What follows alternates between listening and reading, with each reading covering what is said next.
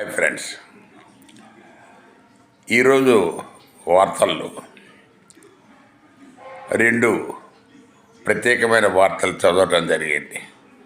ఒకటి, పాత అనంతపూర్ జిల్లా, ప్రస్తుతం సత్యసాయి జిల్లాలో ఒక గ్రామంలో ఈ దళితులను పీర్ల పండగ దగ్గరికి రావద్దు, మీరు వస్తే బాగుండదని చెప్పేసి ఆ గ్రామస్తులు వాళ్ళను ఆ పీర్ల పండుగ చూడడానికి రానివ్వలేదట.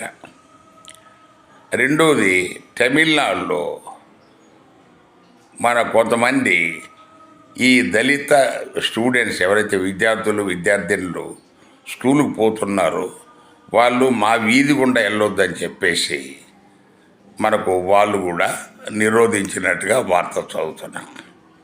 అంటే దేశం ఎటుపోతుంది, ప్రభుత్వాలు ఏం చేస్తున్నాయి, రాజ్యాంగం ఏం చెప్తుంది, మరి ఈ దళిత మేధావులంతా ఎక్కడున్నారు బాబు? దయచేసి వీటి మీద, ఇలాంటి సంఘటనల మీద మనం స్పందించకపోతే రానున్న కాలంలో మళ్ళా తిరిగి మూతికి ముడ్డికి చీపురు వచ్చే పరిస్థితులు ఉన్నాయి. దయచేసి మేల్కోండి. Thank you.